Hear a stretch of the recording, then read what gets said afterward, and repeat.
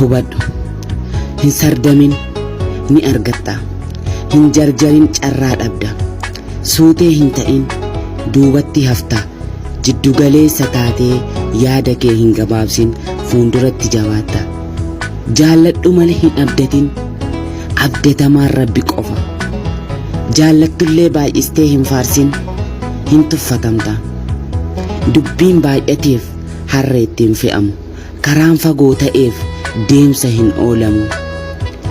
Abdii yoo qabaatan arguuf tattaafatu. Har'a yoo rakkatan kan boriif jabaatu. Kaleessi har'an ta'u.